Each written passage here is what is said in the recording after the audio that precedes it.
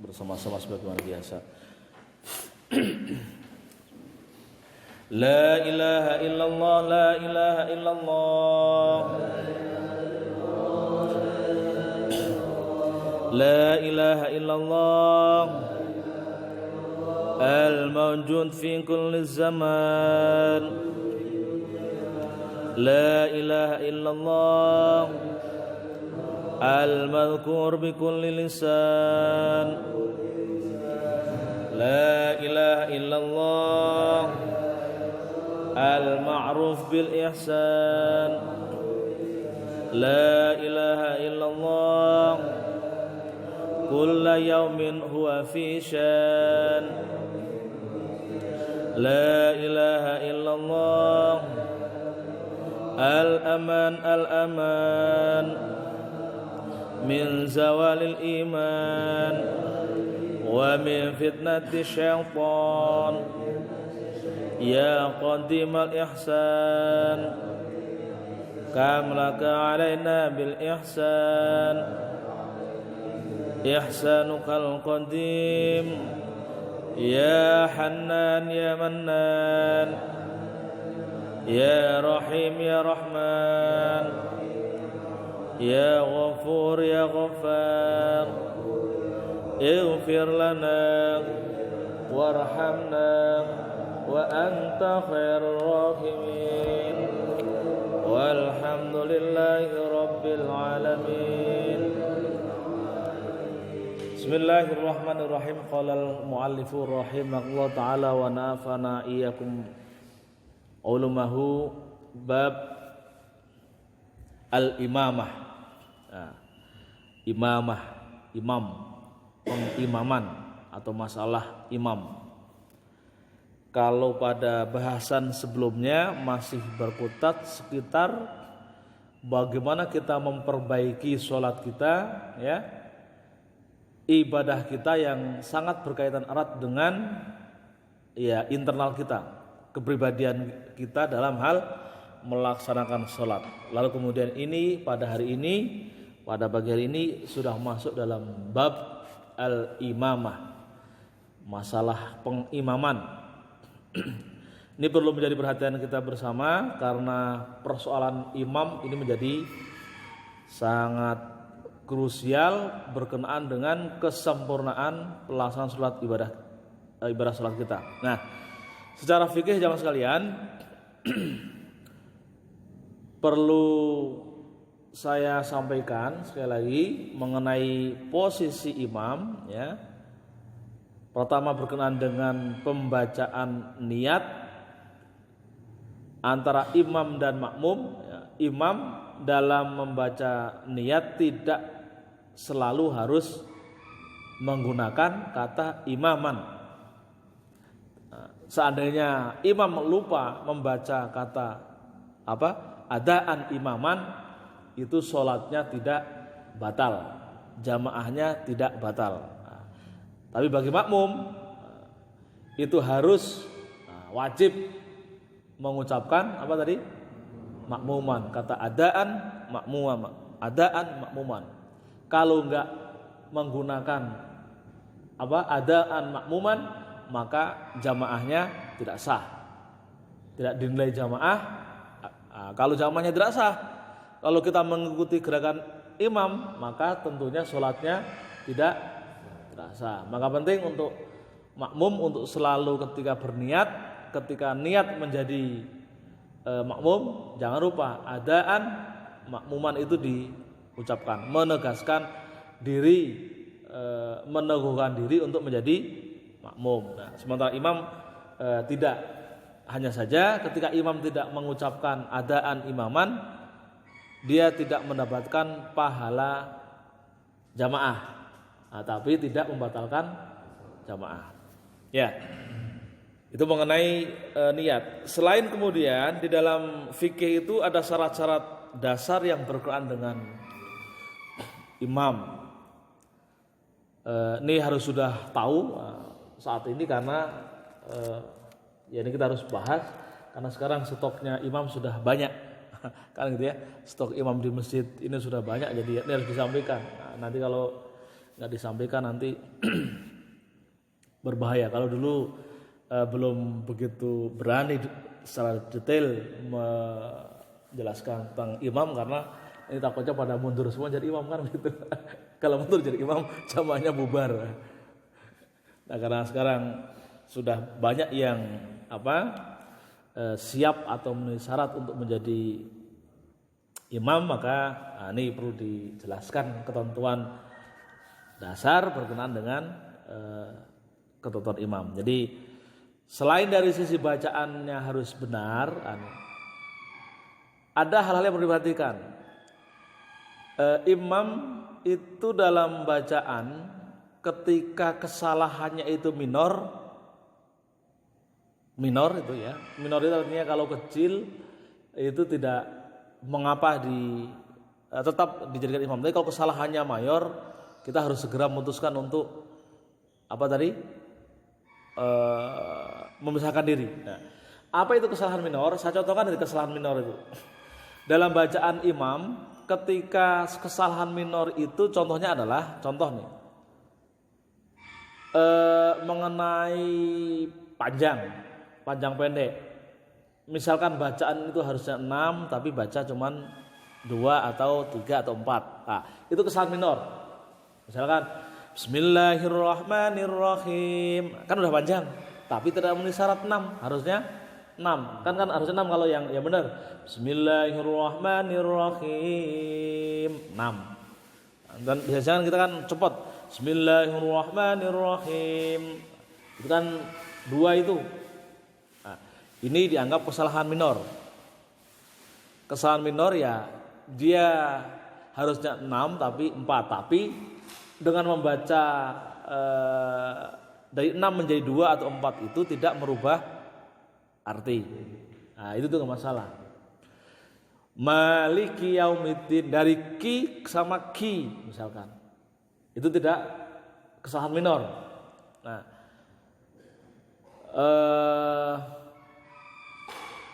tapi kalau kemudian sudah masuk kepada makharijul huruf yang itu misalkan bisa merubah arti, itu kesalahan mayor. Contohnya ketika baca wadduha misalkan wala saufa, itu kesalahan mayor.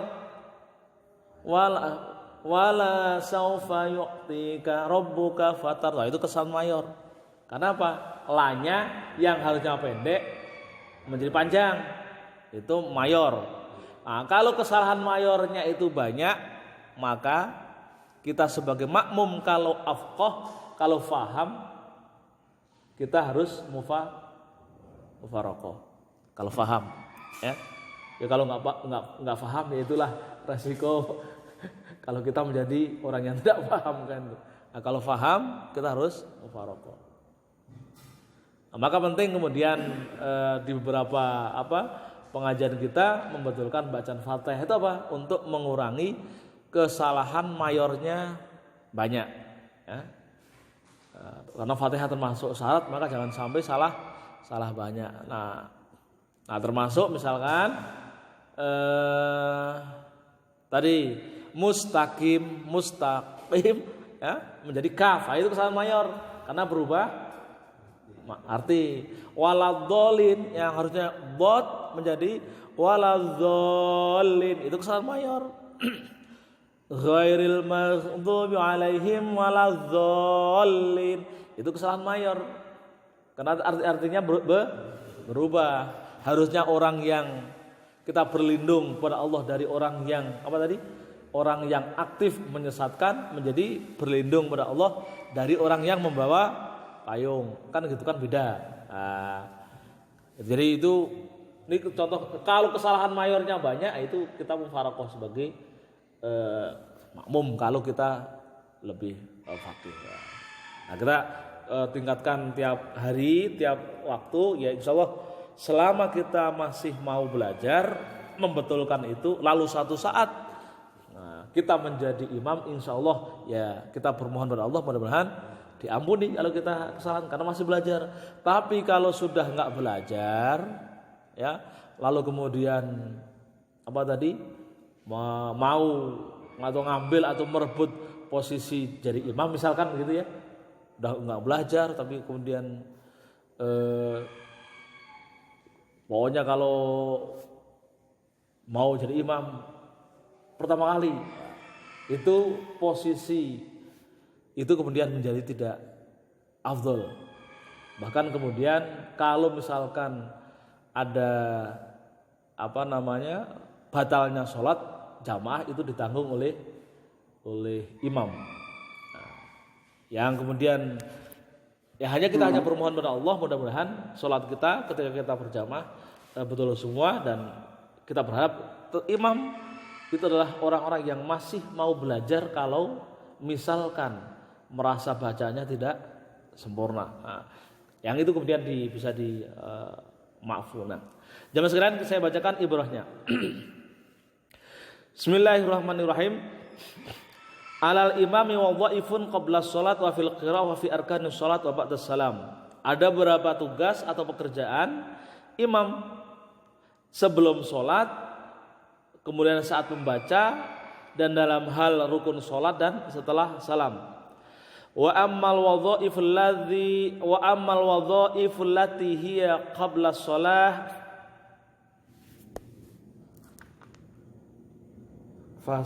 fasitatun. Adapun wadhaif, tugas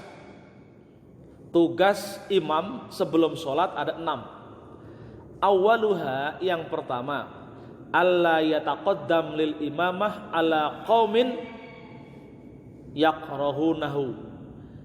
Imam hendaknya jangan maju di hadapan kaum yakrahunahu, yang tidak menyukainya atau yang membencinya.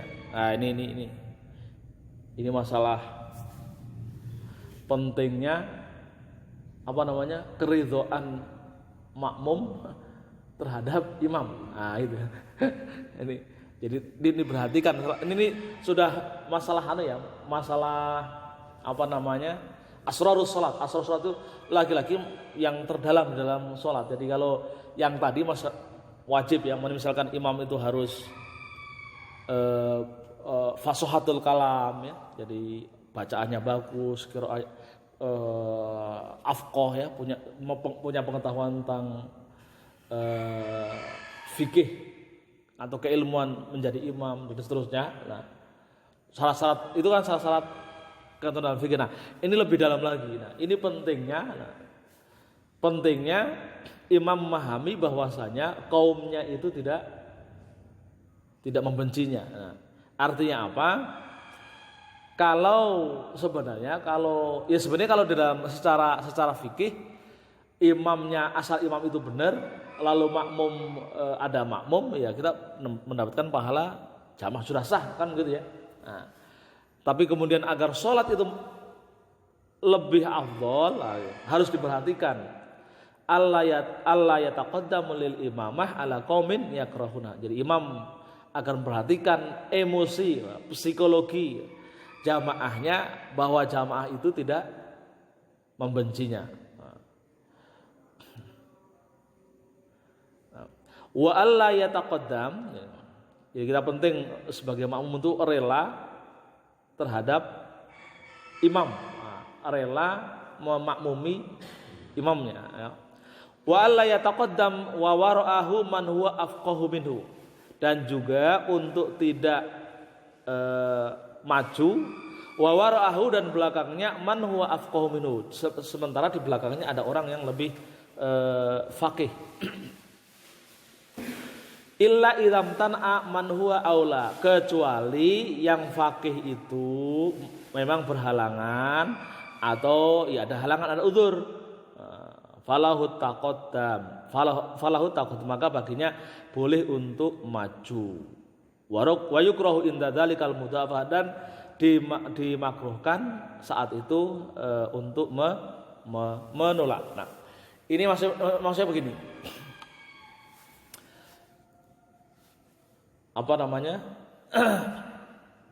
Ketika yang menjadi perhatian kita semua, misalkan saya maju. Wah, ternyata di belakang saya ada orang yang lebih faqih. Saya tahu kalau itu orang lebih faqih.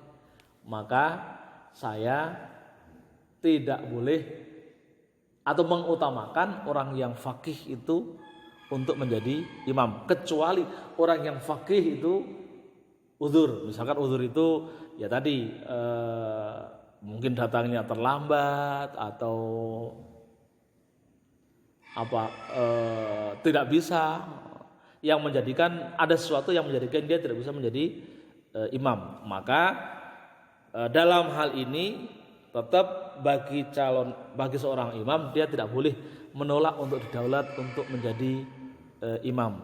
Nah tentunya dalam hal ini kita menjadi penting untuk mengetahui siapa yang paling memahami dalam hal keabsahan untuk menjadi imam. Nah, saya misalkan menggambarkan dari sisi, kalau dari sisi agama kan bisa terukur ya. Tapi kalau misalkan di dalam masjid ini, misalkan yang paling faqih di antara bacaan dan Pak Haji, dianggap yang bacaan paling prioritas utama, misalkan imam itu adalah misalkan Pak Haji. Nah, gitu ya, prioritas. Nah, kalau Pak Haji nggak datang, baru kemudian di sini ada yang mungkin panjang yang saya tahu bacaannya, misalkan ada Juki, ada Yusuf, ada Bapak Sakti misalkan gitu. Nah, baru kemudian boleh maju. Pokoknya selama misalkan ya, selama kita memandang Pak Haji misalkan itu paling faqih, paling benar dalam sholatnya, maka kita tidak diperkenankan untuk mendahului. Saya duluan. Kita dahulukan dulu yang paling. Terus setelah tengok, ternyata Pak Haji nggak datang, baru naik ke level kedua. Siapa?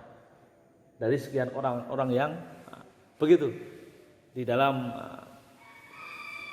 Jadi menjadikan orang yang afqah itu lebih penting. Ini kira-kira begitu. Nah, saya melihat di masjid ini sudah mulai kan banyak kader-kader imam yang memiliki kelayakan untuk menjadi imam, sudah siap lah untuk dijelaskan. Jadi kalau misalkan bacaan sudah tidak benar, nggak belajar, itu sudah nggak benar, nggak belajar, itu bagi kita boleh mufaraqah. Tapi kalau imam itu dia memang ya sadar dengan kesalahannya dan masih belajar, nggak masalah kalau ada kesalahan-kesalahan minor dan kita tetap berjamaah pada imam tersebut. Jadi ini dalam rangka tadi apa? Ketika kita melaksanakan sholat berjamaah tetap ridho. Ya, kita ridho dengan imam, artinya segala nasib ibadah kita gitu ya, dibebankan pada imam kita. Nah. Thaniuha, yang kedua, ayura iyal imamu awqatis shalah fa yusalli fi awailiha liyutrika ridwanallah taala. Yang kedua adalah imam bisa menjaga, memperhatikan waktu-waktu sholat. Maka sholatlah di dalam awal waktunya liyudrika ridwanallah, untuk mendapatkan ridho Allah Ta'ala. Ya, ini penting. Nah, nanti akan dijelaskan apakah kemudian ketika kita sudah azan, lalu berapa kepantasan menunggu, lama menunggu waktu sholat setelah azan, berapa menit kira-kira? Nah, nanti jaraknya kita, karena menjaga waktu sholat di awalnya itu penting, ya. Fafatlu awalil waktu ala akhirihi kafatul akhirah al ula. keutamaan awal waktu itu dibanding kita melaksanakan di akhirnya seperti keutamaan akhirat atas dunia. Fala yanbaghi ay akhiras salat lintidhari kathratil jam'i. Tidak dianjurkan untuk mengakhirkan salat karena menunggu banyaknya jamaah. Itu. Bal alaihil mubadarah lihiyazati fadilati awal waqt. Akan tapi seharusnya untuk bersegera menegakkan atau mendirikan sholat di awal waktu lihiyazati fadilati awal waqt, untuk mendapatkan menjaga keutamaan awal waktu. Fahiya afdhalu min kathratil jamaah wa min tatwilis surah, lebih utama daripada menunggu banyaknya jamaah dan memperpanjang surah. Jadi penting untuk menjaga awal waktu jika kita tidak berhalangan. Meskipun dalam hal menjaga ilmu perlu ada yang sholat ya akhir waktu. Maksudnya menjaga ilmu itu misalnya gini, secara umum sholat itu kan harus awal waktu. Tapi orang yang misalkan saya kemudian menyengaja sholat untuk akhir waktu. Itu penting bagi saya untuk sholat di akhir waktu. Untuk apa?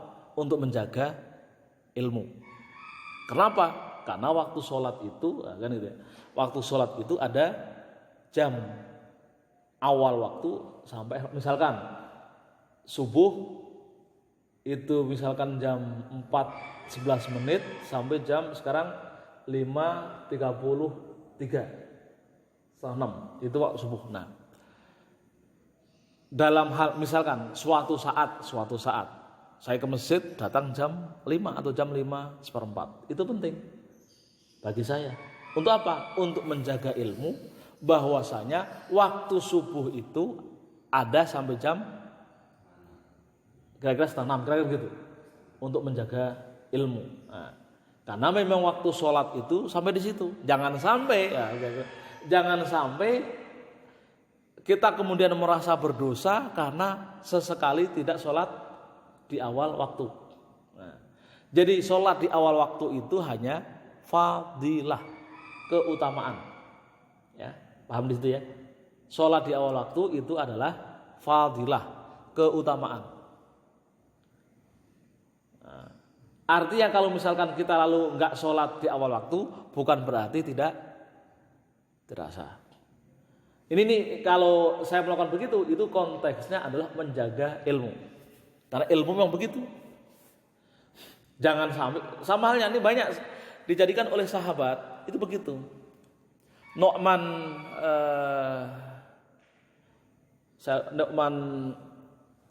atau Sufyan Ats-Tsauri itu ketika sholat sering begitu.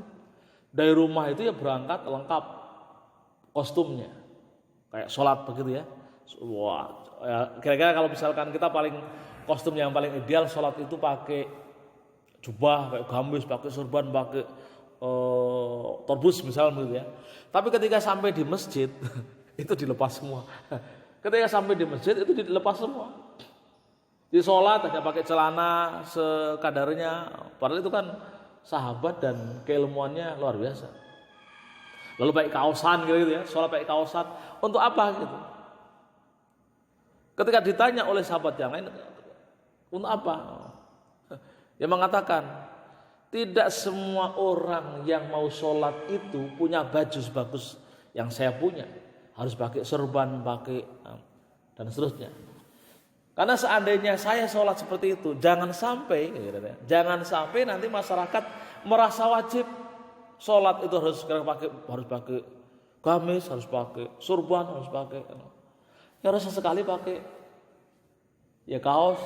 Bahwasanya sholat itu walaupun pakai celana setengah pendek atau 2/3 itu sholatnya tetap sah. Tidak harus dengan jadi baju bagus, baju yang memenuhi syarat itu hanya fadilah. Itu sering begitu. Dan Rasulullah dalam beberapa praktek sholat kan seperti itu. Rasul ketika melihat sholat itu, ketika sholat tarawih, sholat ini kok sudah dianggap apa? Wajib. Rasul nggak sholat di masjid. Karena ketika sholat tarawih itu kan membludak begitu. Maka Rasul hari ketiga tidak sholat di masjid.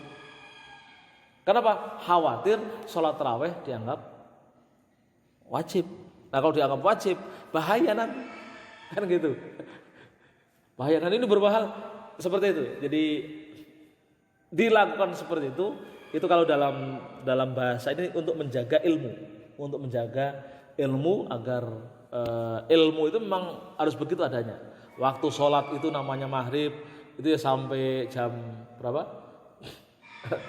Anggap sekarang jam 6 sampai jam 7. Ya sesekali misalkan kita atau misalkan yang mempunyai ilmu harus sholat di akhir waktu untuk menunjukkan bahwasanya waktu maghrib itu sampai jam 7. Karena jangan sampai gara-gara orang yang berilmu nggak pernah sholat misalkan di akhir waktu, lalu dianggap ketika sholat menjelang 10 menit menjelang isya lebih baik tidak sholat, kan begitu. Gara-gara enggak, kan yang muncul sering begitu, gara-gara tidak ada yang memberikan pengetahuan atau mencontoh seperti itu, maka orang kalau sholat maghrib misalkan setengah 7 atau jam 7 kurang seperempat merasa terlambat. Karena merasa terlambat lebih baik tidak sholat, kan bahaya begitu kan. Ada sering gitu enggak? Merasa terhambat lalu kemudian merasa tidak perlu sholat. Nah, ini ilmu. Pentingnya kita itu mempunyai ilmu, dan orang yang berilmu harus begitu. Untuk menjelaskan ke umat, ke masyarakat, ya demikian adanya ilmu itu. Maka kemudian lagi-lagi ini kembali kita berbicara untuk keutamaan sholat ya jamaah. Nah, maka tidak dianjurkan untuk menunda-nunda sholat gara-gara biar jamaahnya banyak. Nah, ya, jadi menegakkan sholat di awal waktu itu fadilahnya seperti fadilahnya atau keutamaan akhirat atas dunia. Ia lebih baik, lebih afdal daripada banyaknya jamaah ataupun memanjangkan surat ketika sudah sholat. Wa qad ta'akhkhara Rasulullah sallallahu alaihi wasallam an salatil fajri wa kanu fi safarin wa inna ma ta'akhkhara lit-taharati falam yantadhiru. Nah, Rasul sallallahu alaihi wasallam pernah terlambat melaksanakan salat fajar, salat subuh ya. Karena beliau sedang dalam safar. Wa inna ma ta'akhkhara Rasul terlambat karena sedang bersuci. Falam yantadhiru, maka orang-orang jamaah masyarakat tidak menunggu. Wa qadama Abdurrahman bin Auf fa shalla bihim hatta fatat Rasulullah sallallahu alaihi wasallam rakaatan. Mereka tidak menunggu, Abdurrahman bin Auf langsung menjadi imam, lalu mereka sholat berjamaah sampai melewati Rasulullah, meninggalkan Rasulullah SAW satu rakaat. Faqama yaqdiha, Rasul tetap melaksanakan sholat di sampingnya. Fasfiku min dzalika. Faqala Rasulullah SAW, lalu kemudian Rasulullah bersabda, qad ahsamtum hakadza faf'alu. Rasul mengatakan, oh benar, sudah benar yang kamu lakukan Abdurrahman. Seperti itulah kalau jangan sampai kemudian faf'alu lama setelah azan misalkan, lalu karena menunggu anggap orang yang lebih afqah misalkan, lebih faqih, ternyata apa yang dilakukan oleh Abdurrahman bin Auf itu dibenarkan oleh Rasulullah. Jadi kita sholat menyegerakan mendirikan sholat di awal waktu dibetulkan oleh Rasulullah meskipun harus meninggalkan Rasulullah. Ya. Jadi kalau misalkan asal setelah azan nggak langsung qomat itu ya, ya ada batas-batasan yang kita toleransi. Wa dzahaba marratan, yasluhu baina qaumin fatakhara an salati dhuhri faqadamu Abu Bakrin radhiyallahu anhu hatta ja'at salatullah alaihi wa huwa fi shalah faqama ila janibina. Ini juga terjadi dalam ketika sholat duhur, Abu Bakar itu menjadi imam. Lalu Rasul datang belakangan, maka kemudian Rasul berdiri di sampingnya. Jadi Rasul maksudnya menjadi makmum. Jadi tetap ini ada contoh kalau kita menyegerakan sholat, pentingnya mendirikan sholat di awal waktu, sampai kemudian Rasul itu ditinggalkan dan itu dibenarkan oleh Rasulullah. Walaysa 'alal imam intidharul muadzin wa innama al muadzin intidharul imam. Nah, imam muadzin walaysa, dan bukannya imam itu menunggu muadzin, tapi muadzin yang menunggu imam. Ini penjelasan. Ya, imam maksudnya azan dulu baru imam datang. Nah, sekarang imam juga muadzin. Karena yang ketiga tsalitsuha, yang ketiga ayya umma mukhlishan lillahi azza wa jalla wa muaddiyan amanatullah taala fi taharatihi. Yang ketiga, syarat bagi seorang imam adalah mukhlis, mempunyai keikhlasan dan menjalankan amanat Allah, menjaga amanah Allah di dalam menjaga kesuciannya, wa jami'i syuruti shalat, dan menjaga seluruh syarat salatnya. Nah, jadi yang ketiga ini ikhlas, ini sudah sifatnya aspek jiwa, keimanan ya, ikhlas dan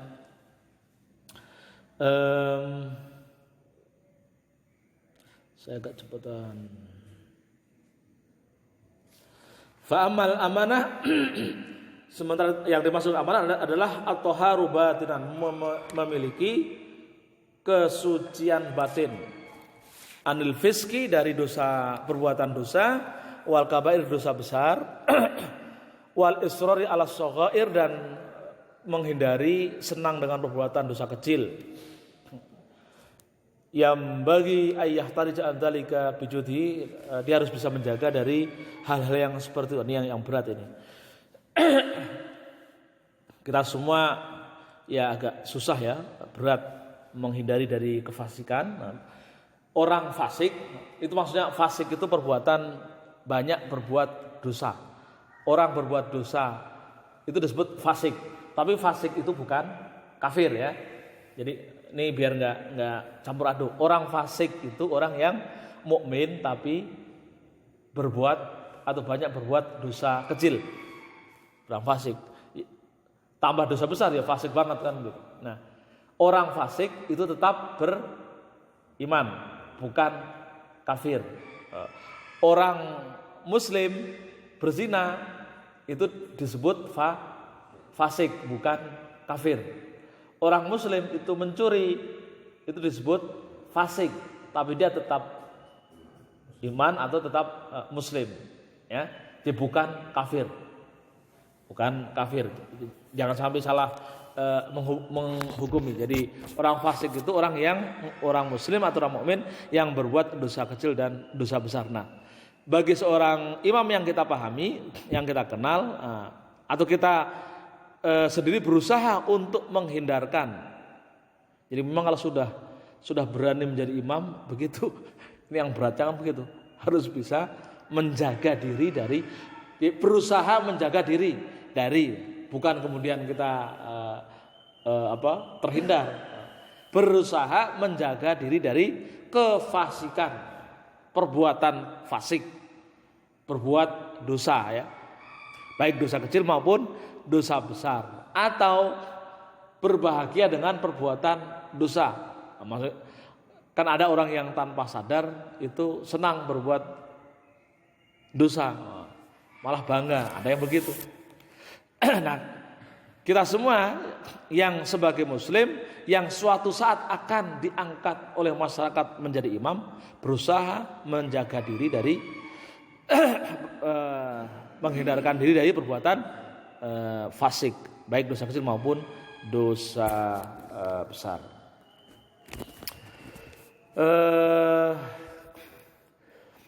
Yang keempat, rabi'uha alla yukabbiru hatta tastawis sufuf. Ini mengenai etika aja. Ada dianjurkan untuk imam itu selalu memeriksa shaf. Memeriksa shaf. Jadi jangan takbir sebelum diperiksa. Jadi minimal kira-kira ya satu baris di belakangnya. Kan kalau meriksa sampai jamaah belakangan kelamaan nanti nggak selesai-selesai. Jadi minimal di belakangnya diperiksa. Nah, hebatnya Rasulullah itu kan hafal sama jamaahnya.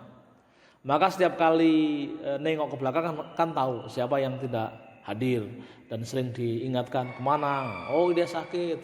Maka kemudian dikunjungi kan gitu ya. Rasul kan hebatnya begitu. Kalau kita belum bisa menghafal jamaah. Jadi afdol, sekali lagi ini afdoliyat, imam memeriksa shaf itu bagian dari afdoliyat, keutamaan. Fayaltafitu yaminan wasimalan, tengok kanan tengok kiri. Fa in ra'a hilalan amri bitaswiyah. Lalu kemudian memerintahkan untuk bitaswiyah, meratakan shaf. Kila dikatakan maksud taswiyah itu kanu yatahadzuna bil manakib wa yatadhamuna bil ka'ab. Jadi yang kedua maksud taswiyah itu adalah kesejajaran dengan di punggung dan kelurusan di mata kaki. Wala yukabbiru hatta yafragul muadzin minal iqamah, dan tidak bertakbir sampai muadzin itu menyelesaikan iqamah. Nah, jarak wal muadzin yuakhirul iqamah anil adzan, muadzin itu mengakhirkan iqamah dari adzan biqadri isti'dadin nas lis salat. Kira-kira panjangnya itu adalah kira-kira lamanya orang mempersiapkan mau sholat. Jadi jarak antara azan dengan iqamah itu kira-kira diperkirakan ukurannya adalah lamanya orang mempersiapkan sholat, pakai baju, berwudu, kan gitu ya, lalu sholat. Misalnya kalau jadi atau pakai baju dan berwudu, maka kemudian kita dengan istihad sendiri diatur waktunya kira-kira ya 10 menit kan gitu ya, antara dari jarak pakai baju, berwudu, itu kira-kira jarak antara azan dengan iqamat. Ya. Khamisuha yang terakhir ayyar fa'a sautahu bi takbiratil ihram wa sairut takbirat. Imam itu suaranya harus keras. Ya. Imam terutama ketika takbir. Nah, ini penting apalagi ketika jamaahnya banyak, enggak ada mic. Itu harus kedengaran sesuai dengan jangkauan jamaah. Jadi kita pentingnya nengok ke belakang kan di situ. Oh, jangkauan jamaah saya segini, maka suara saya begini. Saya itu pernah ngimamin sholat Jumat, mic-nya mati. Waduh gitu. Yang di belakang itu sengsara. Dan saya juga pernah sholat jamaah belakang imamnya suaranya lembek, aduh. Jadi sholat sambil mirik-mirik kan itu kan kemudian mengurangi fadilah, kan harus sholat harus melirik-lirik, udah berdiri atau belum, udah berdiri kan gitu ya, sering gitu. Cuma kemarin gitu. Ya jadi imam itu harus sadar imam itu harus sadar imam. Nggak boleh suaranya lembek, itu harus keras. Maka harus dinaikkan suaranya, punya suara yang lantang. Tapi lagi-lagi kelantangan itu apa tadi? Afdoliyat imam. Jadi makin lantang makmum kedengaran, maka dapat fadilah yang sempurna. Saya sering teriak begitu. Memang imam ketika teriak, masya Allah berat sekali. Jamaah besar, saya pas di kampung tuh jamaah besar, mic-nya kecil, masya Allah enggak. Kalau saya nggak teriak, nggak kedengeran. maka agak teriak, mau batuk, sholat teriak kan batuk, gitu pakai tenggorokan. Nah, tapi itu penting. Kenapa? Biar khusyuan makmum itu tidak terganggu. Wala yarfa'ul makmum sautahu illa biqadri ma yasma'u, dan tidak makmum juga tidak boleh meninggikan suaranya illa biqadri ma yasma'u nafsahu, kecuali dengan ukuran apa tadi? Ia bisa mendengarnya. Maksudnya ini, orang membaca takbir itu kan sunat. Bagi makmum pun juga begitu, untuk mengikuti takbirnya imam. Tapi kerasnya suara makmum itu kira-kira yang mendengar adalah diri kita sendiri. Nah, maksimal diri kita, jangan sampai keras. Wal yu'akhirul makmum takbirul imam fayabtadi'u ba'da faraghi. Dan ingat, Anis lagi, makmum itu takbirnya harus setelah imam. Dan khususnya untuk takbir, ya, untuk takbiratul ihram, makmum harus membaca takbirnya setelah imam selesai membaca takbiratul ihram, ya.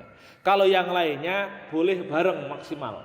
Tapi ketika jamaah takbiratul ihram, takbirnya makmum itu harus setelah selesainya takbirnya imam. Wallahu a'lam bishawab. Ya, sampai di sini barangkali ada yang mau ditanyakan, silakan. Sambil minum-minum.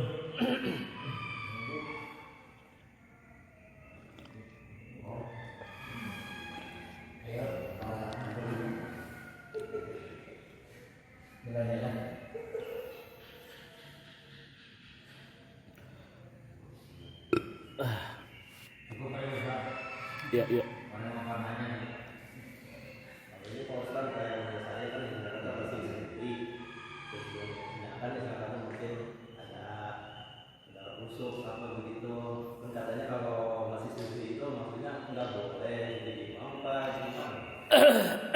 Ya, ini ada imam tuh ini fadilahnya. Yang mendapatkan peringkat tertinggi adalah fashohah, kebenaran bacaan. Jika kemudian ada dua imam, misalnya, yang dua-duanya sama fasih, yang satu sudah berkeluarga, yang satunya belum, maka yang didahulukan yang sudah. Kan gitu ya? Ya. Tapi kalau misalkan ada dua, yang satunya fasih, yang satunya tidak, fasihnya misalkan belum berkeluarga, yang tidak fasih sudah berkeluarga, maka dahulukan yang fasih.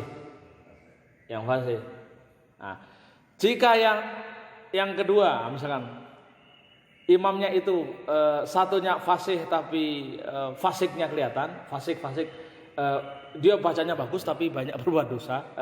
Yang satu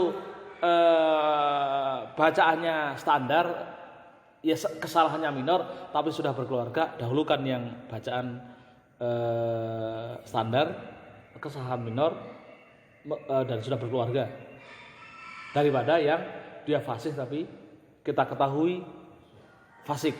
Nah, kita mengenal tahu kalau dia sering berbuat dosa.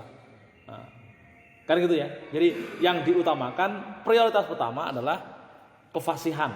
Tapi kalau kita tahu misalkan di situ ada faktor pendukungnya, itu bisa menjadi penambahan bobot. Jadi misalkan gini, orang yang berkeluarga itu kan Islamnya sudah 3/4 atau 2/3. Jadi orang kalau sudah berkeluarga itu kan Islamnya sudah dianggap 2/3 Islam. Jadi kita itu masih tinggal 1/3 lagi. Keutamaan orang berkeluarga itu begitu. Nah, maka kemudian dia memiliki ini itu, maka menambah kualitas ibadah orang. Nah, hanya dalam hal tadi pengimaman itu yang terpenting adalah tadi kefasihan, lalu kemudian yang lainnya adalah faktor bukannya tidak boleh. Bukannya tidak boleh. Nah, misalkan Juki ini belum berkeluarga, itu karena misalkan bacaannya dianggap baik, lalu kemudian bukannya ke status belum berkeluarganya itu menjadikan itu larangan untuk imam, bukan begitu ya. Tetap prioritas pertama adalah syarat kefasihan, kebenaran dalam membaca Quran, membaca surat-surat itu. Nah, itu nanti di dalam di pertemuan yang akan datang mengenai wadhaiful qiraah, wadhaiful imam fil qiraah. Bagaimana beban imam ketika dalam hal bacaan. Tapi yang ini yang perlu diperhatikan tadi, 5 hal tadi yang perlu diperhatikan sebagai modal kita ketika kita menjadi imam atau kita mengenal imam di sekeliling kita. Gimana caranya? Bagaimana cara memprioritaskan orang-orang yang lebih afqah di sekitar kita dan seterusnya ya. Gitu ya. Ya. Cukup? Ada lagi? Ayo, silakan.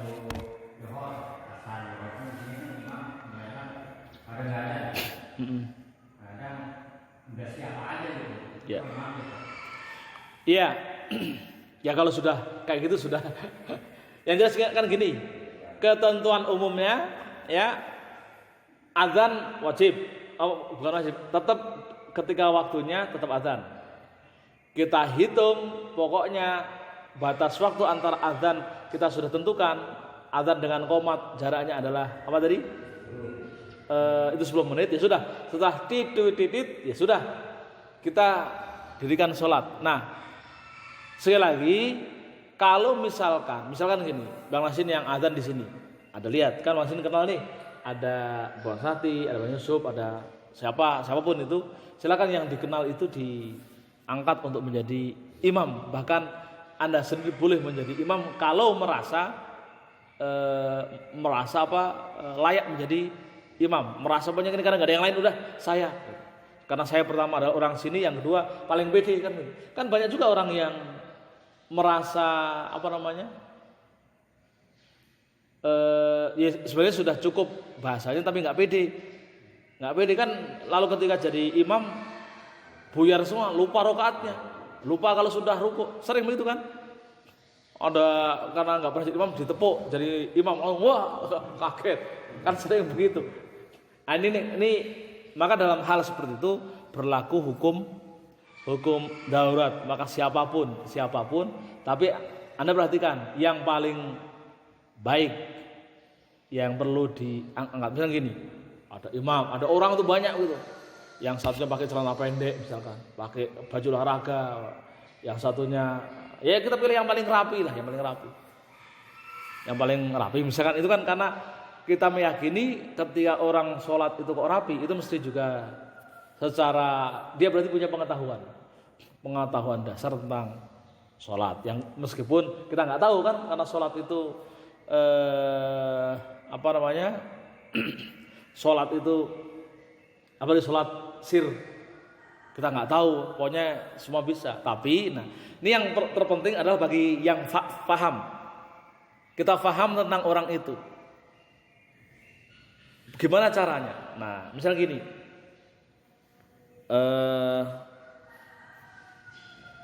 sholat zuhur, lalu ternyata yang saya tahu yang imamin itu baca aja belum bisa, nah, gitu misalnya gitu ya, baca aja belum bisa. Maka kita yang tahu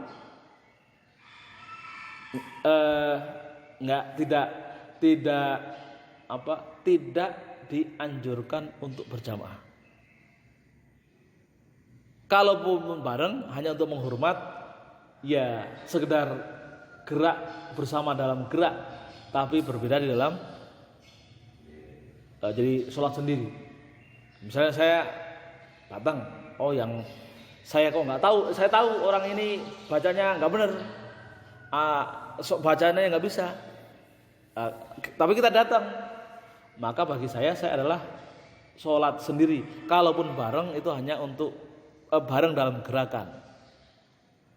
Nah, persoalannya ketika bareng dalam gerakan itu ketika sholatnya di rokaat-rokaat yang tidak pas, misalnya rokaat yang kedua, kan gitu ya. Rokaat yang kedua kan kalau mau bareng sementara kita mufaroqah kan nggak bisa. Maka kalau yang rokaat kedua tunggu saja, tunggu masuk rokaat yang ketiga, biar rokaat satunya kita dengan rokaat imam yang dianggap kita tidak fasih itu berbarengan. Jadi kita sholat sendirian, tapi untuk menghargai, menghormati itu ya gerakannya bersama, tapi tidak diniatkan berjamaah. Ini penataan ini aja sifatnya sholat karena sosial. Sebenarnya dalam fikih nggak ada. Kalau namanya imam sudah nggak benar ya sudah kita sholat sendiri saja tentang fikihnya. Nah, kalau kita tahu kondisi imam seperti itu tidak usah berjamaah. Kalau tahu ya. Nah, ngikuti gerakannya saja. Tapi kalau tidak tahu, tidak masalah, ikuti. Nah, tidak tahu kalau imam itu benar, bacanya benar apa enggak, ya sudah, enggak apa-apa. Tapi kalau kita tahu kualitasnya dan banyak salahnya, apalagi kan gitu ya, itu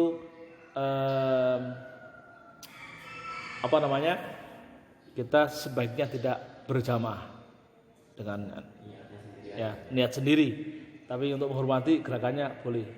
Maka kalau di sini saya sampaikan ini dari sisi ya teman-teman masyarakat yang sudah layak menjadi imam, akhirnya gitu ya.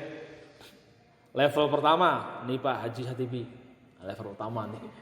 Jadi kalau ya, level kedua, ada yang 2, 3, 4 ini bangsa banyak sakti, Rijal, Harun, Pak Kemis, Pak Yusuf, Panjuki.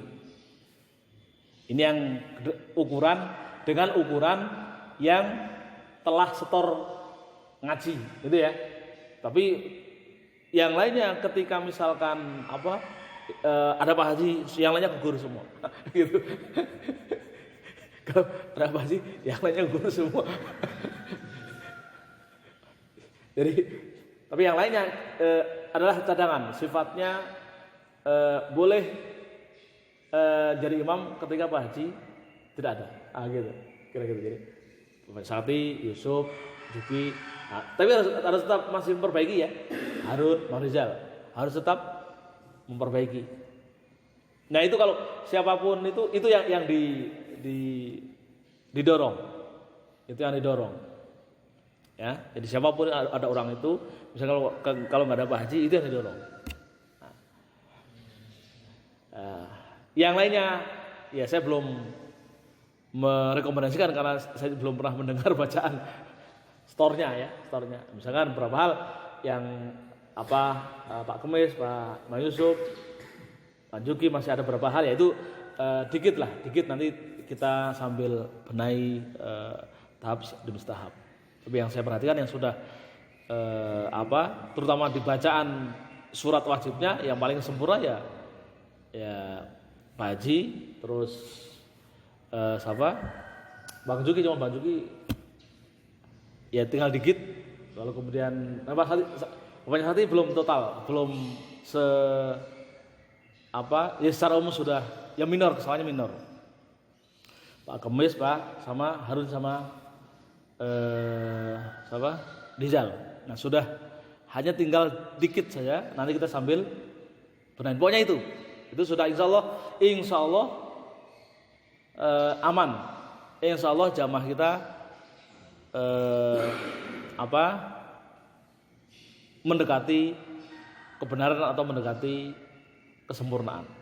Nah, yang lainnya belum direkomendasikan. Gitu ya, panasin ya. Nah. Oke, kita akhiri ya. Mudah-mudahan membawa berkah dan membawa manfaat bagi kita semua, dan kita bisa makin menyempurnakan ibadah sholat kita dan ibadah sholat jamaah kita. Astaghfirullahaladzim lakal hamdu ya Allah ya Rabbana ya Maulana ya Mahmud Allahumma shalli wa sallim ala Muhammadin fil awwalin akhirin wa sallim wa radhiyallahu tabaraka ta'ala an sadatina sahabi Rasulillah asma'in amin ya rabbal alamin. Alhamdulillah rabbil alamin hamdan ya fi masjid ya Rabbana lakal hamdu kama yanbaghi li jalali wajhil karim wa 'azimi sultanik